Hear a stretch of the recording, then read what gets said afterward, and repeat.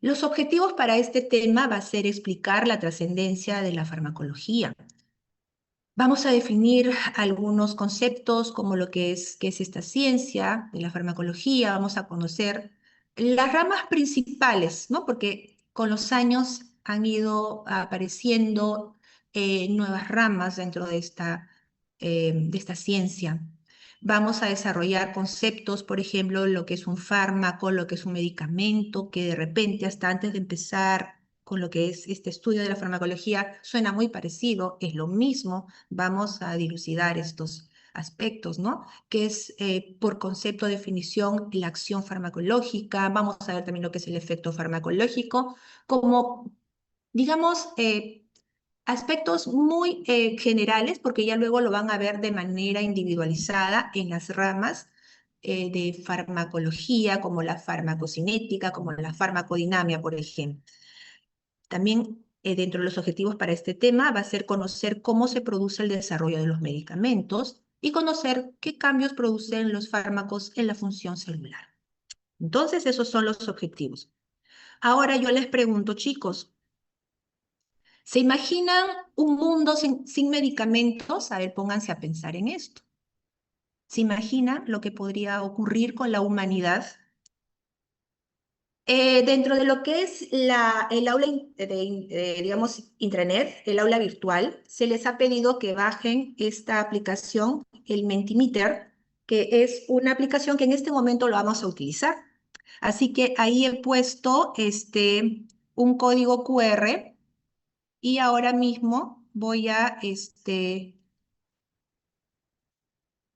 compartir en el chat para los que no tienen lectura del código QR lo que es el link y me dicen si es que lo pueden observar. Vamos a ver.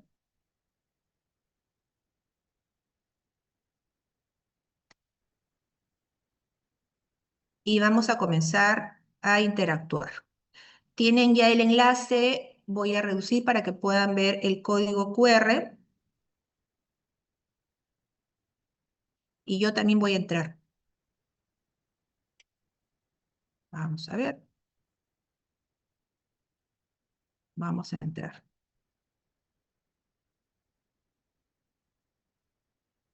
Vamos a ver.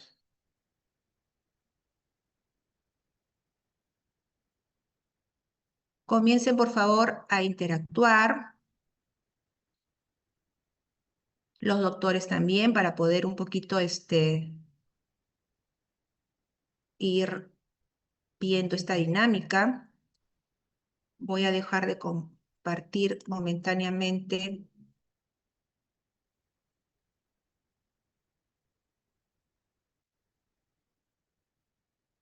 y voy a entrar, ¿ya?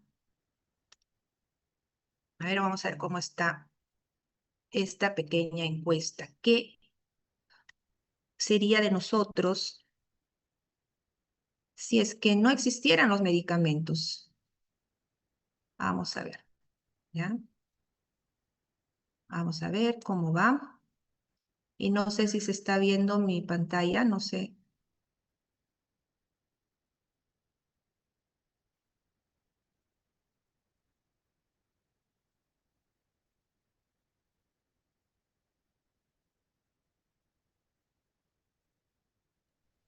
Se visualiza el PPT. Ya. Entonces, y sí, ya tengo algunas respuestas. Voy a dejar de compartir. Vamos a ver. Y sí estoy viendo respuestas, pero también quiero que ustedes lo vean. Vamos a ver dónde está. Vamos a ver acá. Me dicen si es que pueden observar el Mentimeter o Mentimeter. ¿Lo están visualizando? Sí, Correcto. A ver, vamos a ver las respuestas. Menor esperanza de vida es lo que va ganando. Mayor mortalidad, claro. Entonces, si es que no existieran los medicamentos, las personas, como que ha ocurrido con algunas epidemias en la historia del mundo, que causaron muchas muertes, ¿no? Sería desastroso, mayor mortalidad, ¿no? Aumento de mortalidad, dolor, ¿no? Para algunas enfermedades que son crónicas y la calidad de vida definitivamente sería terrible, ¿no? Mayor mortalidad, menor esperanza de vida, correcto, ¿no? Dentro de las respuestas que ustedes mismos están colocando. Qué interesante, qué interesante. Entonces, ¿cuán importante han resultado este descubrimiento de los fármacos, ¿no? En la historia de la humanidad? Algunos años atrás no existían y hace un rato en la introducción veíamos que eran mínima la cantidad de fármacos que comenzaron a aparecer en la década de los 50, de 4 hasta 50 fármacos en los últimos años por año que se están descubriendo.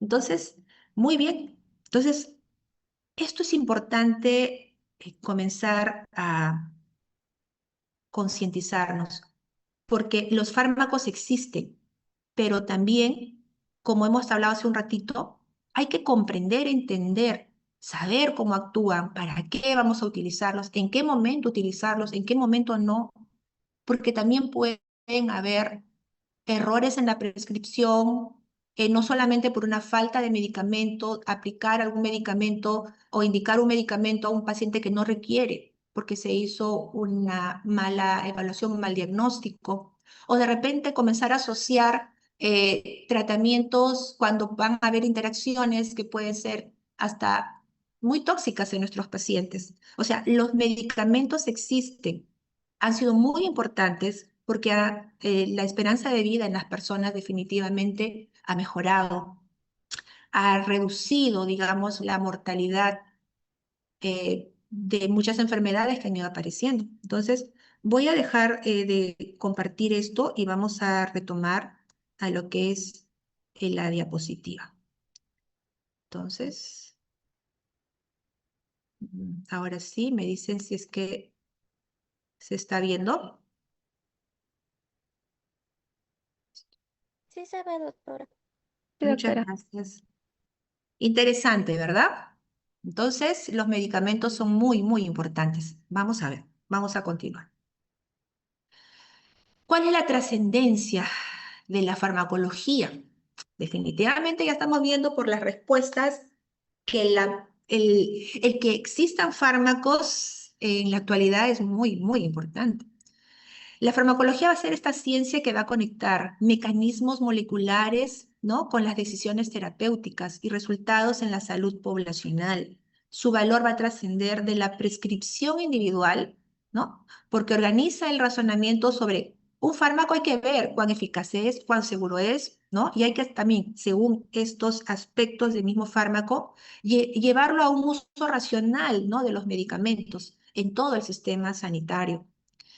En esta formación médica, los textos bases, por ejemplo, de farmacología, van a sistematizar principios de farmacocinética, farmacodinamia, selección por fármacos prototipo, ¿no? Y actualización de familias terapéuticas, ¿no? Incluyendo terapias génicas, que es lo último que ha comenzado a aparecer en los últimos años.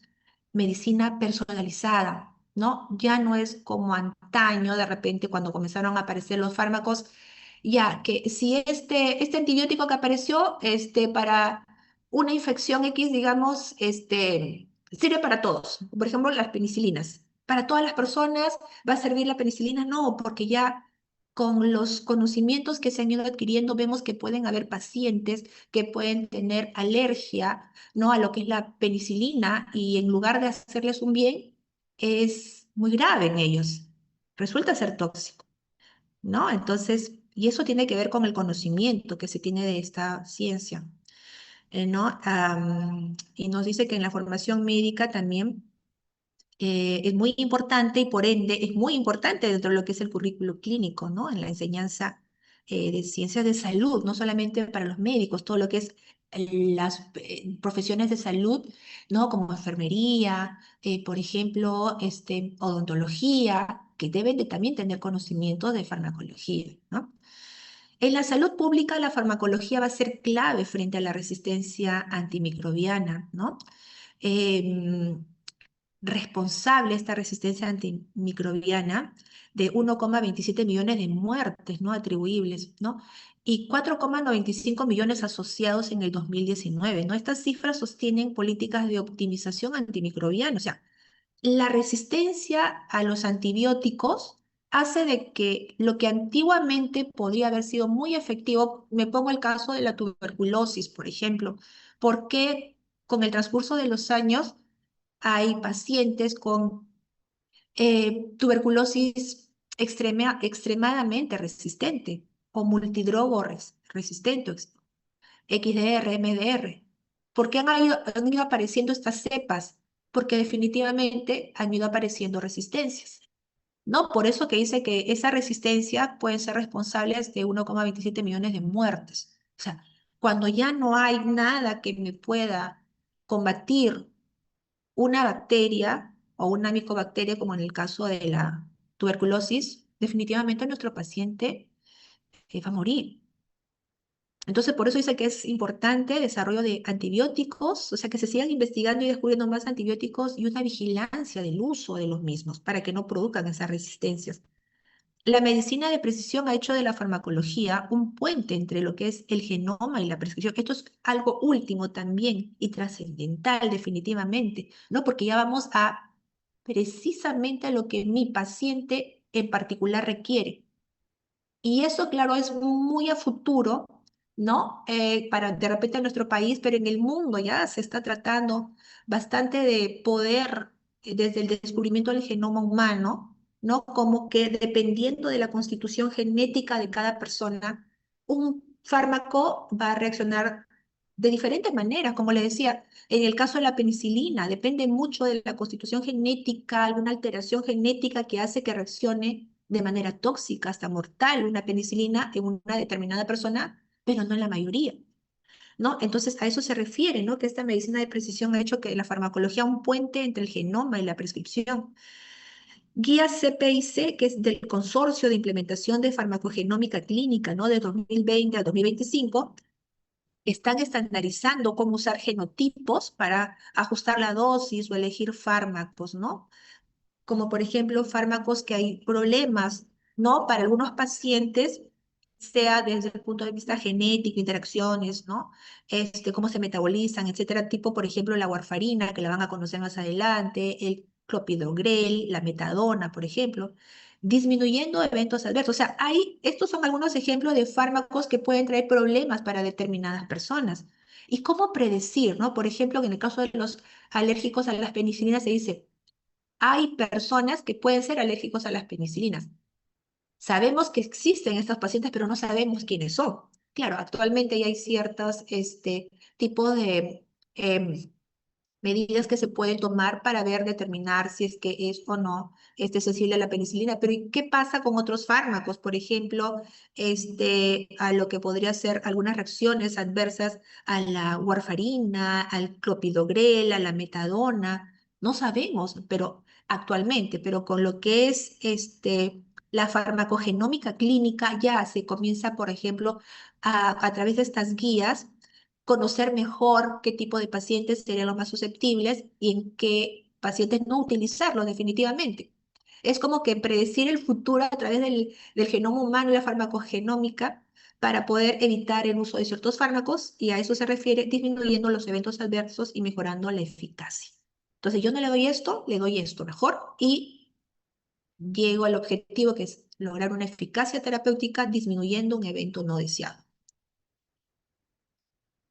Ahora, dentro de lo que es la trascendencia, también la farmacovigilancia moderna, como la farmacovigilancia de las vacunas, de los fármacos o medicamentos en general, integra reportes espontáneos, bases globales y evidencia del mundo real para detectar señales, ¿no? Para detectar qué señal, o sea, ya aquí en esta población se está presentando tal tipo de RAM, ¿no? Tal tipo de evento, no efecto, puede ser un efecto adverso o un evento adverso, ¿no? Pero ya comienza a detectar, pero a través de la farmacovigilancia, ¿no? Y esto definitivamente ayuda a gestionar riesgos y sostener la confianza pública, porque hay ahora lo van a ver más adelante, van a conocer, por ejemplo, en el caso de la Digemit, es la responsable de velar, ¿no? Por que los fármacos que se están vendiendo, comercializados, sean lo suficientemente seguros, ¿no? Y sostener de esa manera la confianza pública.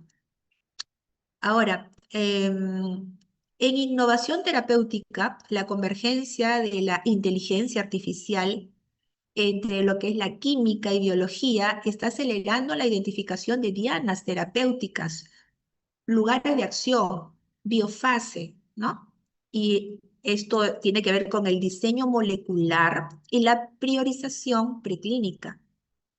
Varios compuestos de inteligencia artificial diseñados ya llegaron a ensayos clínicos. Eso, la verdad, preparando esta clase, buscando puntos, porque la farmacología evoluciona con los años y la verdad que ha sido increíble, porque yo vengo de una generación también un poquito antigua, a la que ustedes ya lo están viviendo, pero cuando yo estudiaba la farmacología, cuando los doctores estamos presentes acá, estudiamos la farmacología, esto tal vez no era ni nos lo imaginábamos, pero existe, digamos, ahora, varios compuestos, se están diseñando compuestos moleculares en función a la inteligencia artificial, ¿no? Y inclusive ya llegaron a ensayos clínicos. Por ejemplo, les he dado acá, eso es un ejemplo de lo que es un fármaco diseñado por inteligencia artificial, ¿no? Que ya está y va a pasar a ensayos clínicos, muy probable, que es el Rentosertib, codificado, por ejemplo, como ISM 001-055.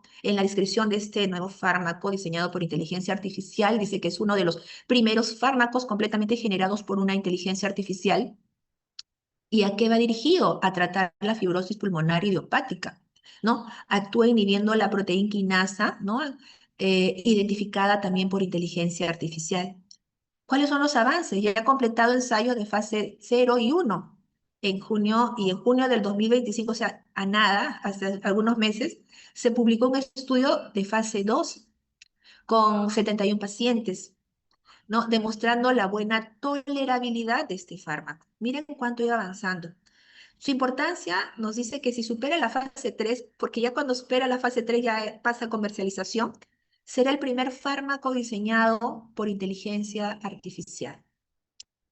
Eh, Miren la diferencia en lo que puede ser el proceso de investigación de un medicamento, ¿no? Desde que se ha descubierto este Rentosertib hasta ensayos clínicos, ¿no? En menos de 30 meses. O sea, de repente esto les parece mucho, 30 meses, pero vamos a ver cuánto tarda o podría tardar un medicamento, lo que es el diseño de medicamentos, que lo vamos a ver más adelante, ¿no? Pero este ha tardado, recuerden esto, ¿no? En menos de 30 meses, un ritmo notablemente acelerado frente al promedio, aprox, entre comillas, de 5 años que podría tardar un nuevo medicamento, 30 meses a 5 años.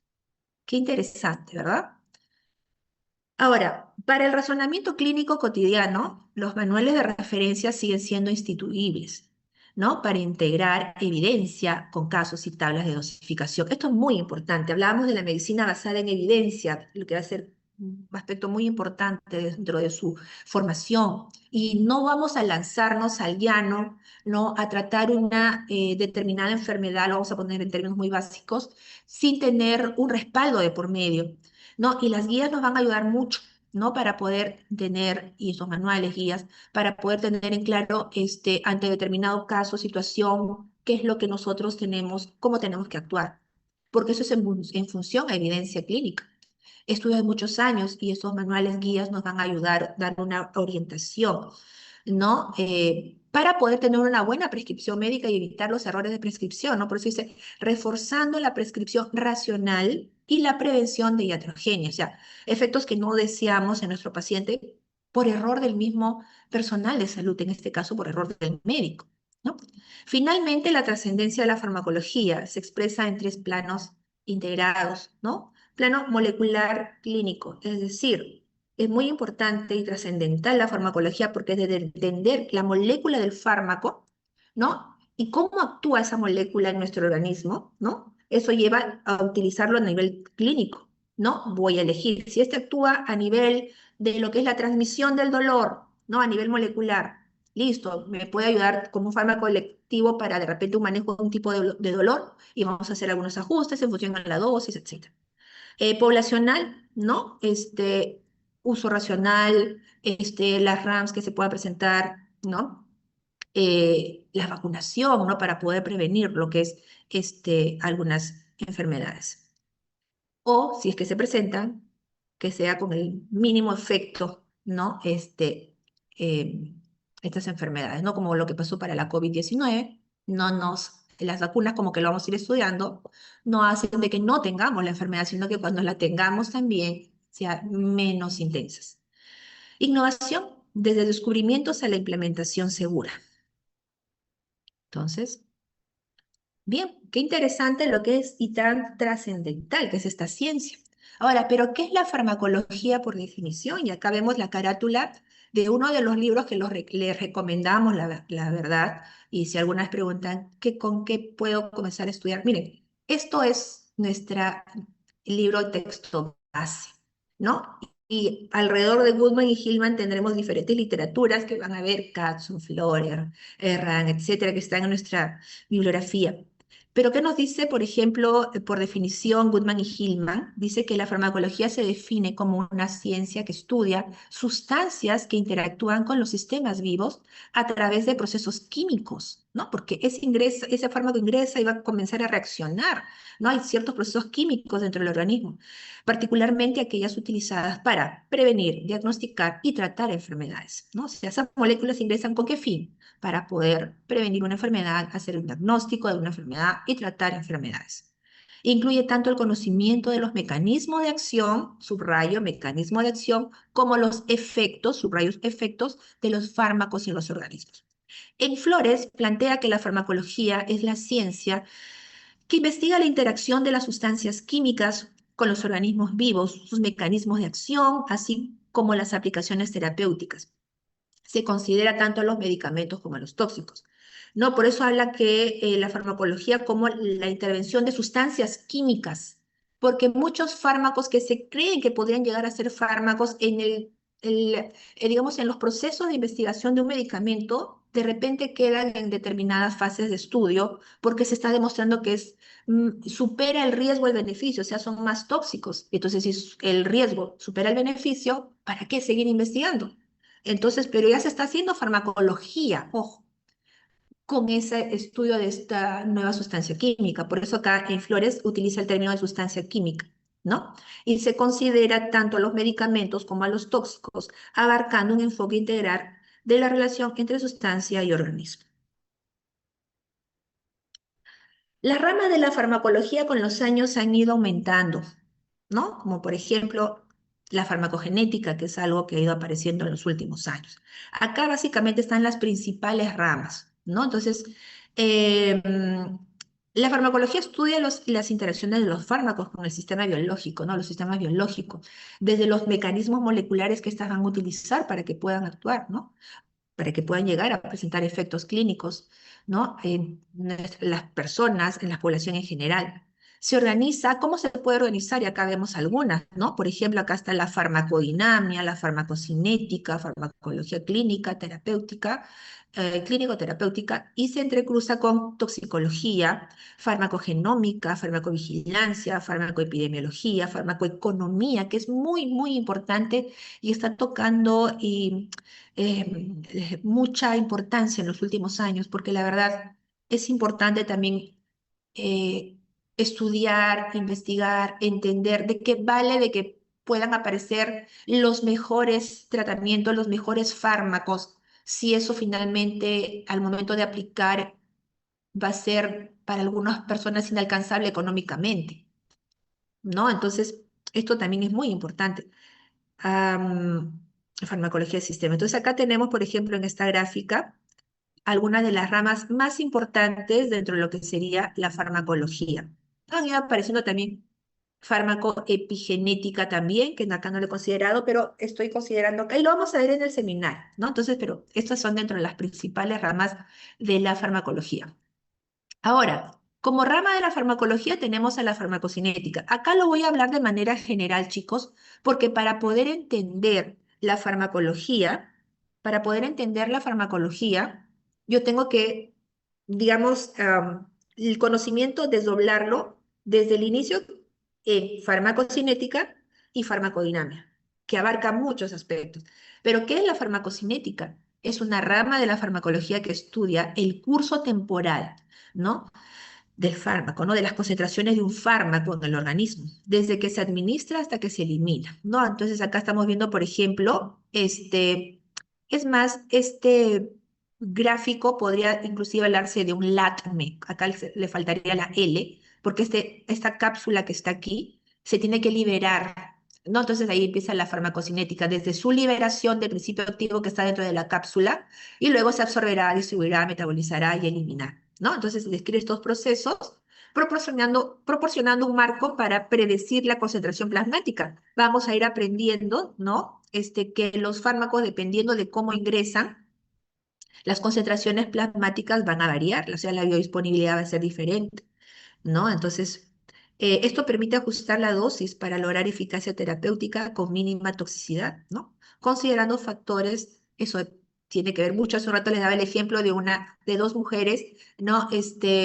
Una gestando y otra no, ¿no? Porque la farmacocinética varía, depende, o sea, la farmacocinética va a ser diferente entre lo que es un niño y un anciano o un adulto promedio estándar. Por eso dice que hay factores que pueden hacer que varíe un poco la farmacocinética en función a la edad, al peso, la función hepática y la función renal.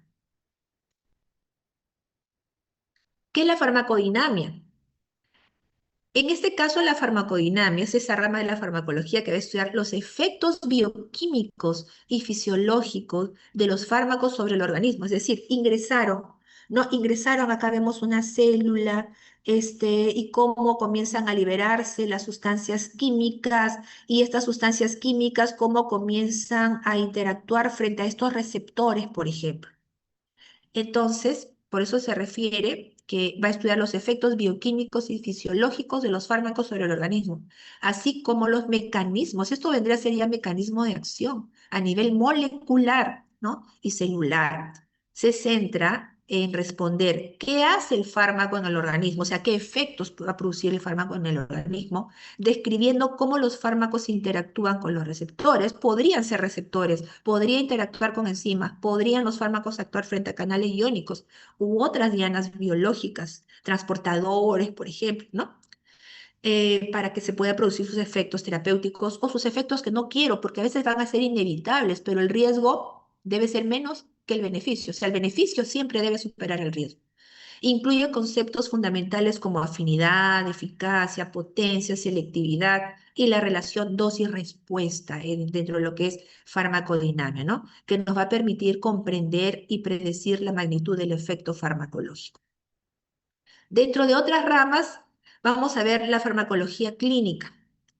Una tiene que ver con la otra. Veamos, miren. En la farmacología clínica es una rama de la farmacología que estudia los efectos de los fármacos en el ser humano. Yo tengo, digamos, no sé, por decir un paracetamol, ¿no? ¿Y qué efectos produce el paracetamol en las personas, ¿no? Tanto en voluntarios, pero eso, digamos, es un ejemplo, digamos, de un fármaco que ya se investigó.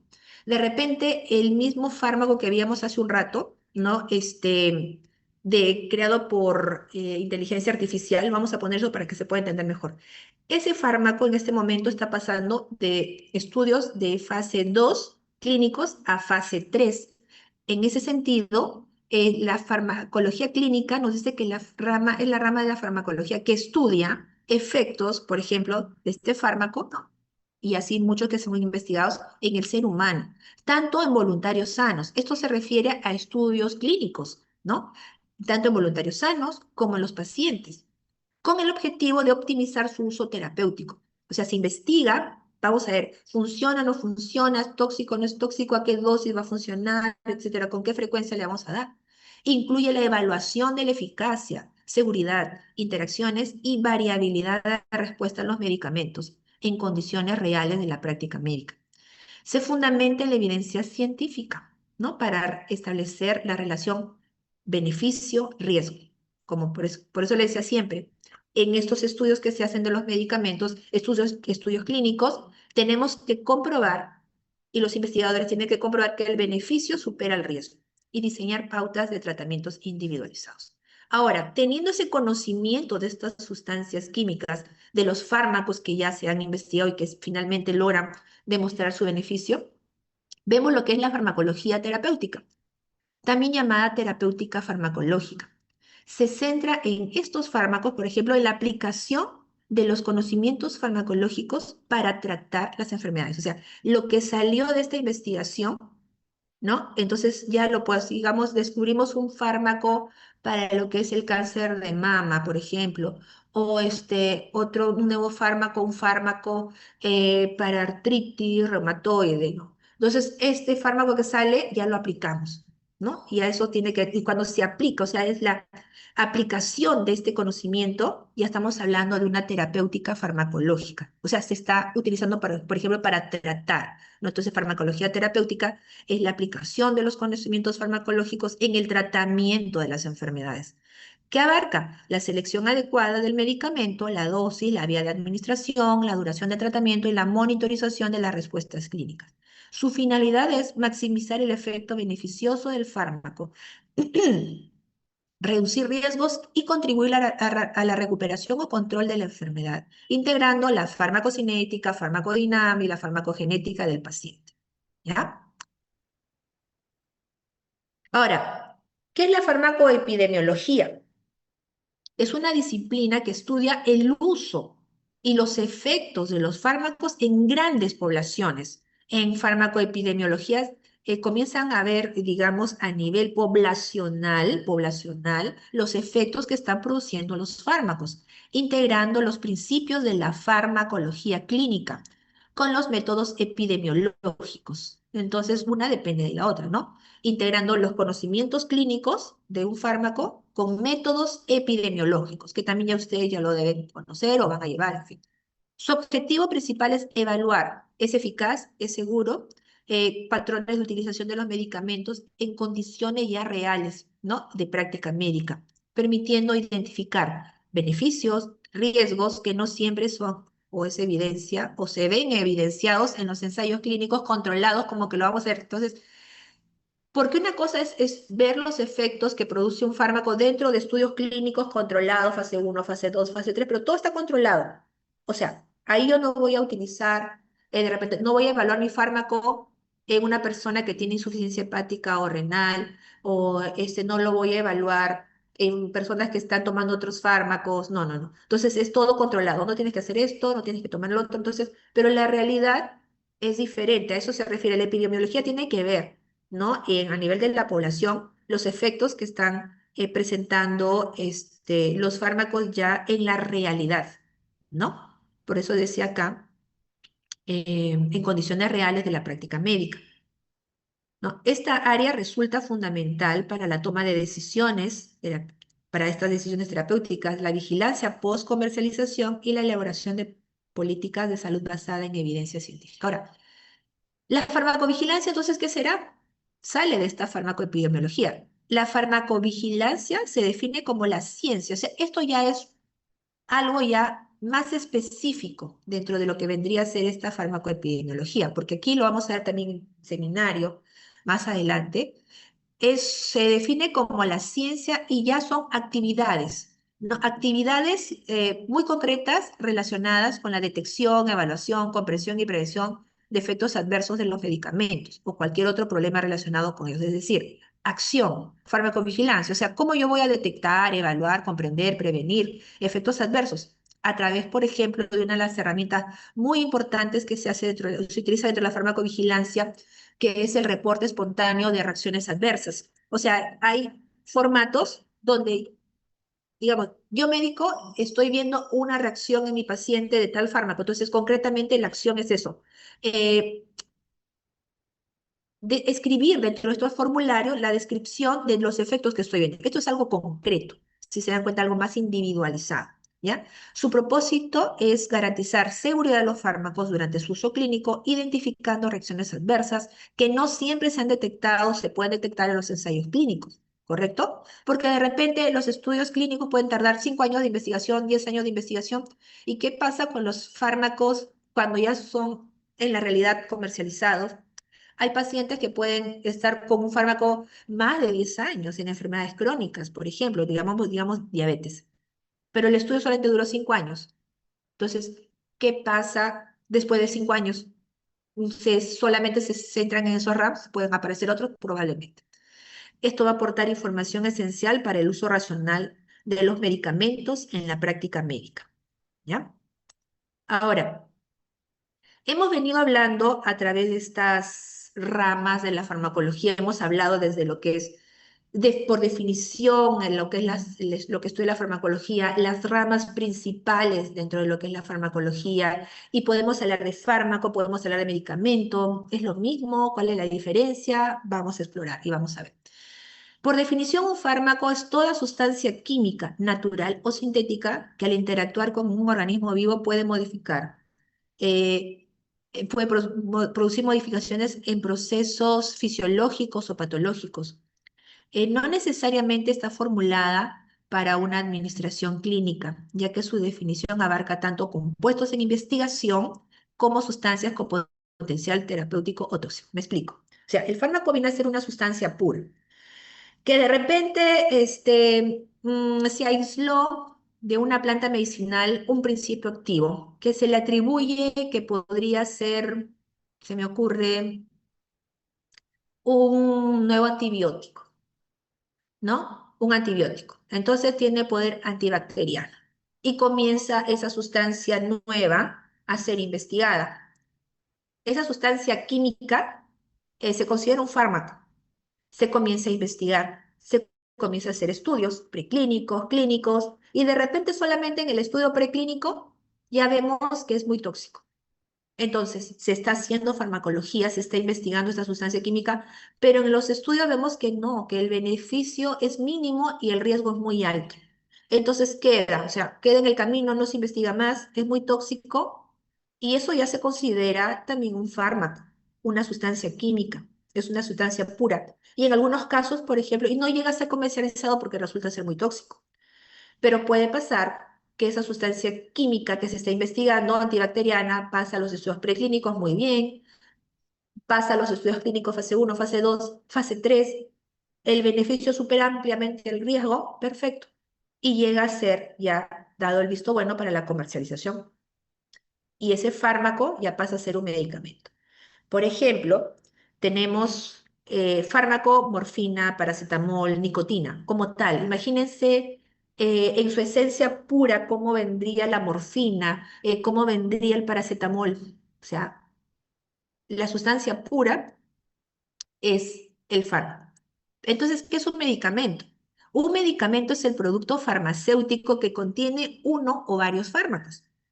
¿Qué significa eso? O sea, la morfina puede venir en ampollas, puede venir en tabletas, o sea, ya no está sola la sustancia química, sino que está asociada en la tableta con algunos excipientes que le van a dar la forma para que pueda deglutirse adecuadamente. O está disuelta en una solución líquida la morfina para que la puedan inyectar. Entonces, ese medicamento es el producto farmacéutico que contiene uno o varios fármacos, formulado con excipientes y presentado en una forma farmacéutica. Definitivamente se elige la forma farmacéutica adecuada para su administración en seres humanos o animales. Habrá sustancias químicas, estos fármacos, que de repente su evaluación se ve que nada que ver, no me va a funcionar por vía oral, porque va a sufrir un extenso metabolismo del primer paso. O sea, si lo vamos a dar por vía oral, se va a degradar. No funciona. Se degrada mucho. Pero cuando se le cambia la vía, por ejemplo, esa misma sustancia se le administra por vía intramuscular, si me ocurre, evitando el fenómeno de primer paso, sí funciona y funciona muy bien. Perfecto. Entonces, eso me está dando una idea de que la forma farmacéutica tiene que ir inyectable, ¿no? Entonces, estos medicamentos se utilizan con fines de prevención, diagnóstico, tratamiento de enfermedades. Vendría a ser la forma farmacéutica, el medicamento. Como les decía, aquí en fármaco, por ejemplo, la morfina, acá como medicamento ya sería la inyección de morfina, la tableta de morfina. Si acá aparece paracetamol, paracetamol. es la sustancia química pura, pero ¿cómo viene el paracetamol? El medicamento ya viene como tabletas, jarabes, gotitas de paracetamol, por ejemplo. Ese vendría a ser el medicamento.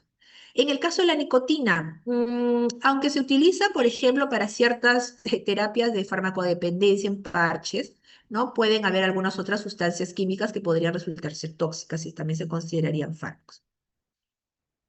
Ahora, ya que estamos hablando de los fármacos que pasan a ser medicamentos, pero ¿cómo es que se investiga esto? ¿No? Porque estamos hablando también dentro de la trascendencia, la farmacología, ¿no? Hemos hablado mucho sobre cómo es que se están investigando, se pueden investigar los fármacos. Bueno, según Rani Day, en general, el proceso puede dividirse en tres fases principales, estas fases de desarrollo de un nuevo fármaco, ¿no? Primero, descubrimiento del fármaco, ¿no? En esta fase se eligen las moléculas candidatas en función de sus propiedades farmacológicas, como les decía. Candidata, por ejemplo, de una planta medicinal se ha extraído en la molécula, el principio activo, que es antibacteriano. Ya, se descubre una molécula a investigar. Luego viene el desarrollo preclínico o fase en que se realiza un amplio abanico de estudios en seres no humanos, o sea, en animales de experimentación. Por ejemplo, se hacen pruebas de toxicidad, análisis farmacocinético, farmacodinámico y posteriormente se va viendo la formulación.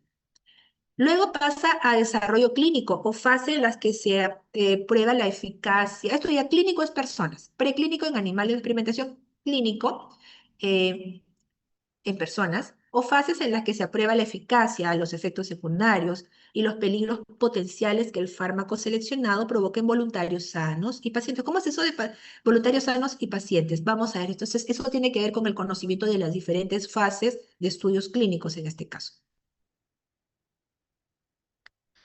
¿Cómo se desarrolla un nuevo fármaco? Esto lo tomé de Elsevier, ¿no? Y esto también acá el Clinical Key menciona de Rami Day. Vamos a ver las fases de un proyecto típico destinado a producir un fármaco comercializable que cubre una necesidad clínica específica. Y acá vemos, por ejemplo, el fármaco candidato, descubrimiento del fármaco, se selecciona a dónde va a actuar, o sea, la diana donde va a actuar esa sustancia química. Hay que buscar, claro, la selección, búsqueda de la molécula con la que se va a partir el estudio, optimización de la molécula de partida, ¿no? Evaluación de las características farmacológicas, luego, dentro de lo que es el desarrollo preclínico, ¿no? A nivel de animales de experimentación, farmacocinética, se estudia su toxicología, su formulación y cómo se hace la síntesis en gran escala, ¿no? Entonces estamos hablando de acá algunos años que puede tardar cada una de estas dos etapas, por ejemplo, de acá de 2 a 5 años, de acá de 1 a 5 años para desarrollos preclínicos nada más. Y acá estamos hablando de estudios a nivel de animales de experimentación. Luego se pasa a desarrollo clínico. Y en desarrollo clínico involucra fase 1, fase 2, fase 3. ¿Correcto? Y acá tenemos, por ejemplo, estudios que pueden durar entre 5 a 7 años aproximadamente. No, acá se ve la farmacocinética, la fase 1, tolerabilidad, efectos secundarios en voluntarios sanos. Acá están los voluntarios sanos, ¿ya? En la fase 1 es una pequeña cantidad de personas que son sanos, porque de lo que salió la dosis que salen los animales de experimentación se extrapola. Por ejemplo, que si estoy evaluando un tratamiento antidiabético, ya, acá no lo voy a administrar en los estudios clínicos en un paciente diabético de primera línea, sino que voy con un grupo de personas sanas, que su hígado funciona bien, que su riñón funciona bien, todos los aspectos farmacocinéticos están acá. Muy bien. Entonces, para ver cómo es que actúa en un organismo sano esas nuevas sustancias. Luego pasa a fase 2, acá se ve ensayo en pequeñas, en una muestra pequeña, ¿no? En pacientes, acá ya tendrían, digamos, diabetes, ¿no? Para valorar la eficacia y la dosis, estudios toxicológicos también a largo plazo, y luego pasa a la fase 3, ¿no? Y luego viene lo que es la aprobación por las autoridades sanitarias, y luego la fase 4, que es postcomercialización, que aquí es donde se hace farmacovigilancia. Bueno, para verlo en cantidad, por ejemplo. Dentro del proceso de desarrollo de un fármaco, este es un esquema, básicamente lo que les estaba comentando, para poder ver de una manera más visual. Los estudios de investigación preclínicos siempre son en animales de experimentación, el screening de seguridad para identificación de fármacos, ya lo que les he hablado, estudio de farmacocinética, toxicocinética, Luego habrá que pasar, digamos, digamos, para la solicitud del fármaco nuevo para realizar la investigación, no hay que hacer una serie de trámites, ¿no? Plazo para agencias, para que luego se da el permiso y pasar a investigaciones clínicas que abarcan de estudios de fase 1, fase 2, fase 3, por ejemplo, ¿no?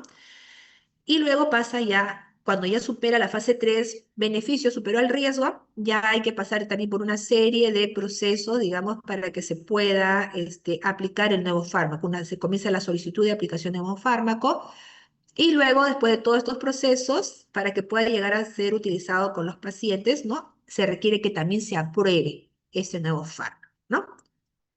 Entonces, un poquito resumen. Y ojo, por favor, estén atentos. Ahora en esta mitad hago un paréntesis, para que estén atentos y por ahí si están un poquito con sueño, chicos, les comento. Lo que he preparado para la asistencia al final es que vamos a mandar un enlace, voy a mandar un enlace para que se puedan anotar en la asistencia. Pero ese enlace contiene 4 preguntas de esta clase. ¿Ya? Es una asistencia con para que me dé una idea, por ejemplo, cuánto se ha entendido o no del tema que estoy explicando en la clase del día de hoy. Y alguna de las preguntas puede ser de justo lo que estoy explicando, lo que acabo de explicar.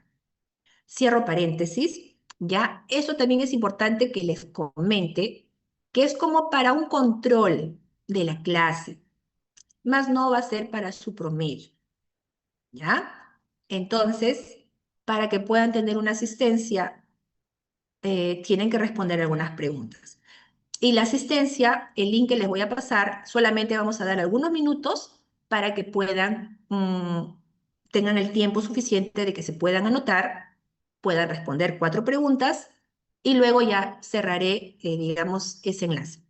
¿Estamos? Así que hay que un poquito estar atentos para ver cuánto se está entendiendo de esto. Entonces, retomo.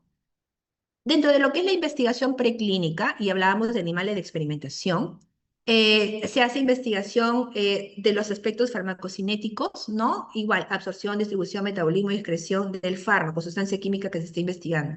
Luego pasará en animales de experimentación también, todo esto es en animales de experimentación. Estudio de farmacodinamia preclínica, vamos a ver cómo interactúa el fármaco con su diana molecular o con la vía fase, con el lugar de acción. Cuál es la relación o cómo se presenta la relación, qué dosis, qué respuesta está presentando, es eficaz, cuán potente puede ser, ¿no? Se utilizan modelos y puede ser in vitro, in vivo, in situ, por ejemplo, ¿no? Esto permite establecer mecanismos de acción y el potencial terapéutico que tiene. Existen también estudios toxicológicos en animales de experimentación. Se va a hacer una serie de estudios para evaluar, es decir, una exposición de la sustancia química en los animalitos de una manera aguda, de una manera crónica o subcrónica, ¿no? Y se va a ver un poquito lo que podría pasar en el organismo vivo, porque imagínense, esto es para poderlo extrapolar en una población de personas. Entonces, la toxicidad aguda, en efecto, es una sola dosis, ¿no? Única. Se dio una dosis y se ve, digamos, 7 días, 15 días, un mes para ver qué pasó. ¿Hay alguna reacción adversa, algún efecto de toxicidad? Se ve la dosis letal media, que es la DL50, y la dosis efectiva media, ¿no? O sea, la mínima dosis, ¿no? Para que pueda presentarse una dosis media que da un efecto terapéutico. Toxicidad subcrónica es administración repetida durante semanas o meses de la misma sustancia o una misma dosis, se ve qué pasa. Toxicidad crónica es la administración prolongada durante meses o años, inclusive de una determinada sustancia para ver qué ocurre con ese organismo vivo. Toxicidad reproductiva y teratogenicidad. ¿De qué manera puede afectar la fertilidad? Puede ser teratogénico este fármaco, esta sustancia química, también se evalúa eso. Produce algún tipo de carcinogenicidad, mutagenicidad, por ejemplo, para capacidad de producir cáncer o mutaciones genéticas.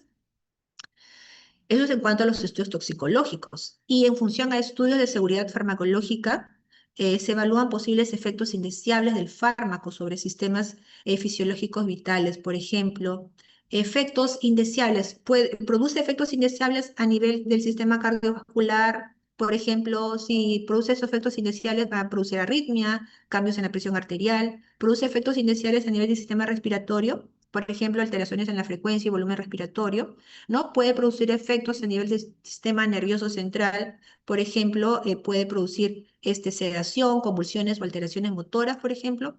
Eso todo se ve a nivel preclínico. Siguiente.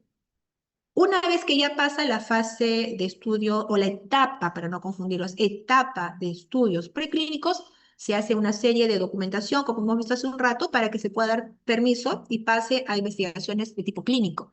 Clínico ya es en personas y tenemos tres fases. Tenemos fase uno, fase 2, fase 3 dentro de lo que es la investigación clínica. En la fase uno es, como les explicaba, si estoy evaluando una nueva sustancia química para un tratamiento, por ejemplo, de la diabetes, no le voy a administrar en la primera fase a personas que tienen diabetes, sino que son 20 a 100 participantes sanos, por lo general voluntarios, y se va a evaluar el rango de dosis, cuánto de dosis le vamos a dar, cómo se absorbe, cómo se distribuye, o sea, la parte de la farmacocinética. En estudio de fase 2, aquí sí ya es una muestra que es una pequeña muestra de pacientes, personas que tienen ya la enfermedad, o sea, los pacientes afectados. Se evalúa efectividad, toxicidad, efectos secundarios, ¿no? Puede durar acá hasta 2 años de evaluación. A ver, acá tengo un problemita. Ya, es que no quería bajar esto. Y ahora sí. Era el anterior. Bueno, y los estudios de fase 3, vamos al anterior. Ahí está. Le decía, la fase 1 en tiempo pueden ser varios meses. En la fase 2 puede tardar unos 2 años. Acá están las personas que ya tienen la enfermedad de 100 a 300 personas. En la fase 3, ¿no? Son ya la evaluación de la sustancia química del fármaco en una muestra más grande, que pueden abarcar de 300 a 3000 personas o pacientes que tienen la enfermedad, ¿no? Igual, acá hay una cosa es verlo en una muestra pequeña, el efecto del fármaco, y otra cosa es verlo en una muestra mucho más grande. Entonces, por eso se evalúa prácticamente lo mismo. ¿Es efectivo? ¿Es tóxico? ¿Qué efectos secundarios pueden presentar? Y esto puede tardar de 1 a 4 años, por ejemplo. Entonces, el proceso de los nuevos fármacos parte de la detección o creación de un nuevo producto, ¿no? El laboratorio comienza a investigar con estudios in vitro, in vivo, por ejemplo, a nivel preclínico y puede tardar entre 5 a 6 años. Luego pasa a estudios de desarrollo clínico y aquí se hace, digamos, en centros clínicos, hospitales, clínicas, por ejemplo, ¿no? Ensayos clínicos a pacientes que puede durar de 5 a 6 años. Y luego viene una etapa de aprobación y registro, ¿no? Por las autoridades competentes, por ejemplo, la FDA, que puede durar de 1 a 2 años. Y en la Agencia de Medicamentos de Europa también, la EMEA, y hasta la comercialización, ¿no? Entonces, que puede, digamos, también tardar algún tiempo, ¿no? Y aquí vamos a ver también la patente, ¿no? Porque cuando ya comienzan a producir nuevos fármacos, puede durar la patente también. Solamente lo va a comercializar quien lo descubrió, digamos, y puede tardar la patente hasta 20 años, ¿no? Ahora, vamos a hacer rapidito una retroalimentación. Me queda poco tiempo, trataré de ser breve.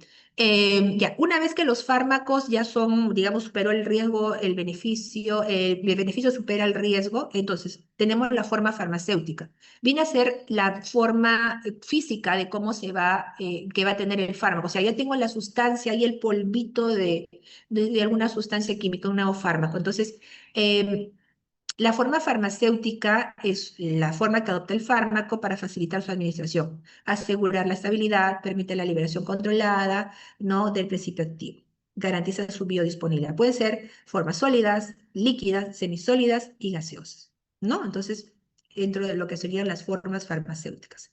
Ahora, las formas farmacéuticas es la forma física, es la forma física que va a tomar el fármaco, tableta de paracetamol, ¿no? La ampolla de algún de un fármaco, ¿no? Y luego viene la utilidad, la especialidad, cómo es que se va a utilizar. Digamos, las especialidades farmacéuticas vienen a ser ya las formulaciones.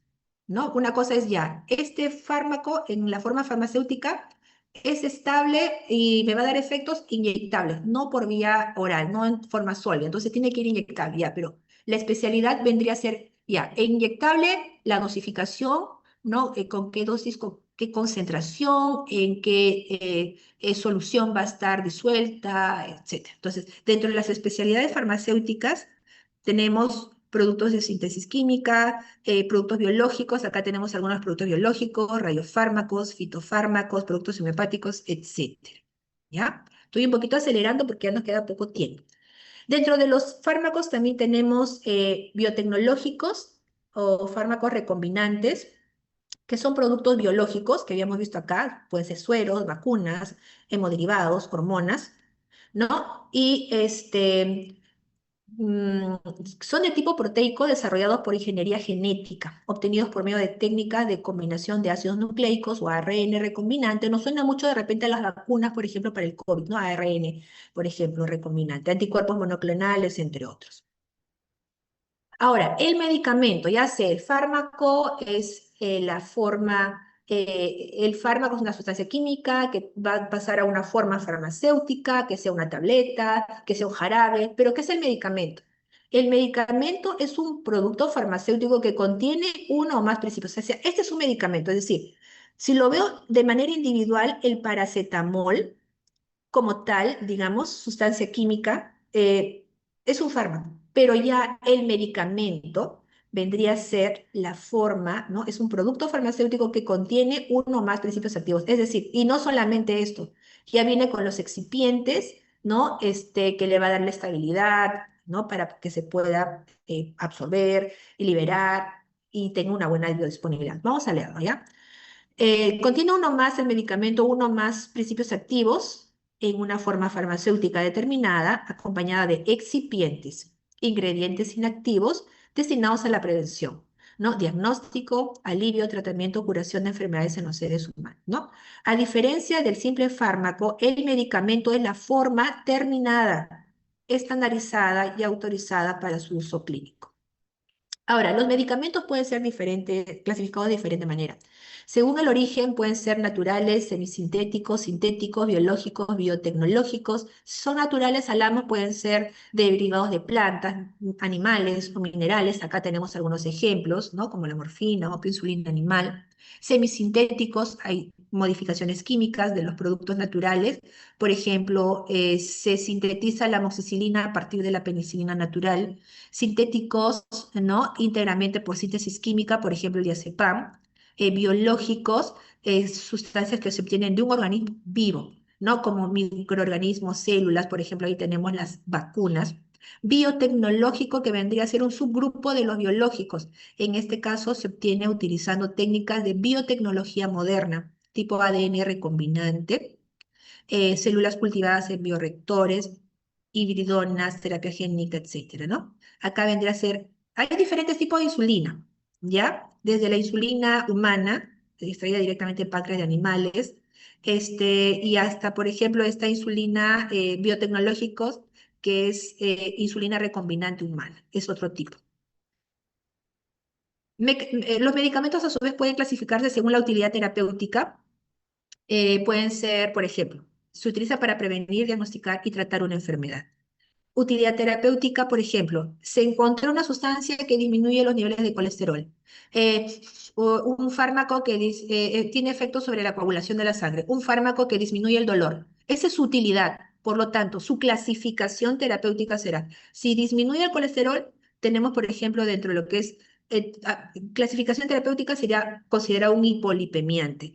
Si tiene un efecto sobre la coagulación, de repente este es un anticoagulante. Y si reduce el dolor, ese es un analgésico para lo que tendría que ser la clasificación terapéutica.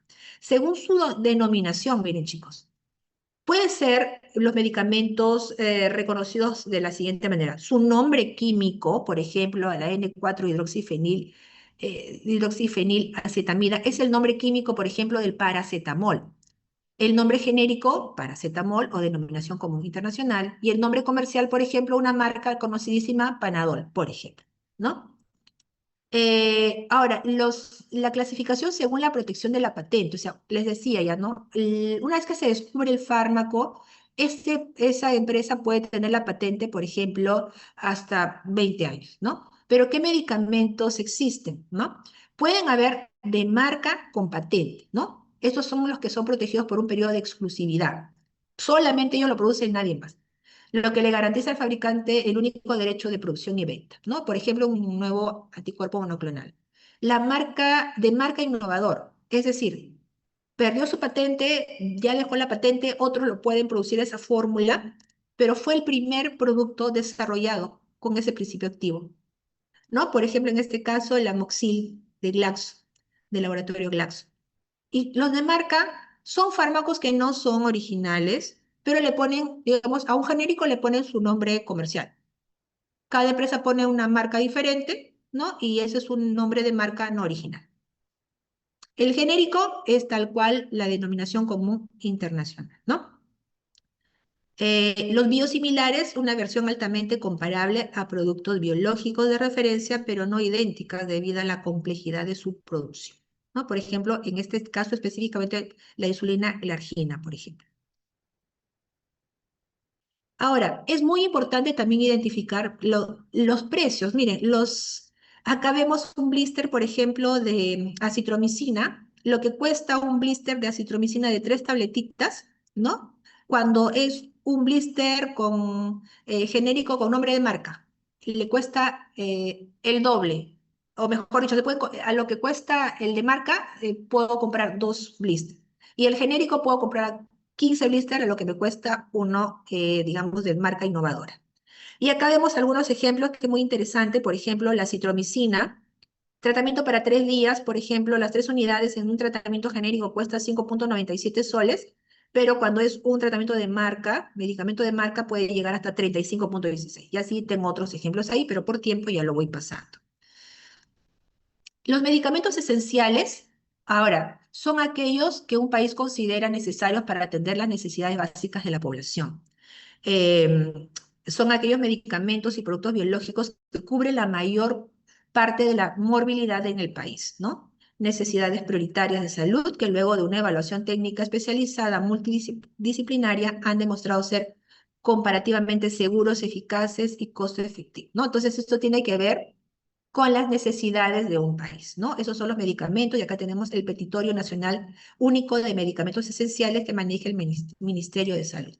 Acá tenemos algunos ejemplos que están dentro del petitorio y acá está algunas de las resoluciones ministeriales que aprueban este documento, ¿no? ¿Y qué es un medicamento OTS? Son los medicamentos de libre venta, se les conoce como medicamentos sin receta o también por sus siglas en inglés OTC, ¿no? Estos son fármacos que se pueden comprar en farmacias o inclusive en tiendas y supermercados, sin necesidad de presentar una orden médica, ¿no? Y se utiliza para tratar afecciones menores, ¿no? Por ejemplo, algunos analgésicos como la aspirina o el paracetamol, algunos antiácidos, por ejemplo, algún descongestionante, algún antihistamínico. ¿Qué es el grupo entonces? Ahora sí, grupo terapéutico farmacológico. El grupo terapéutico, conjunto de medicamentos que se emplea para tratar una misma enfermedad o condición clínica, ¿no? Aunque no necesariamente tenga el mismo mecanismo de acción. Grupo terapéutico, antihipertensivos. Existen diferentes antihipertensivos, diferentes mecanismos de acción. Pueden ser diuréticos, betabloqueadores, IECA, etcétera. Antiinflamatorios, pueden haber AINES, corticoides, o sea, tienen un mismo efecto, pero diferentes mecanismos de acción. Y el grupo farmacológico, conjunto de medicamentos que comparten un mecanismo de acción común. Por ejemplo, los beta bloqueadores actúan sobre los receptores beta y esos son grupos farmacológicos, ¿ya? Y los inhibidores IECA es el mecanismo de acción e inhibición de la enzima convertidora de angiotensina, ¿no? Y ese es un grupo farmacológico. Bueno, y acá tenemos los diferentes procesos, fases que puede tener un fármaco que ya lo van a ver. Y para ir terminando ya, la acción farmacológica se refiere a las modificaciones que puede producir una sustancia sobre las funciones del organismo. Puede ser que incremente o disminuya una función y es de carácter cuantitativo. Y la acción lleva el efecto.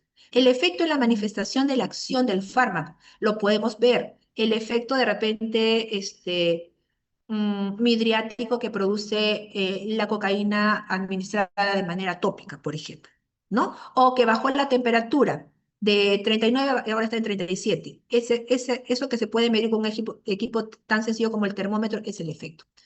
¿Qué tipo de acción hay? Pueden ser de acción estimulante, de acción depresora, de acción irritante, acción de sustitución o de reemplazo, acción antiinfecciosa o antimicrobiana y una última que es una acción inmunomoduladora. Y ya lo dejo ahí para que ya lo puedan ir revisando por cuestiones de tiempo.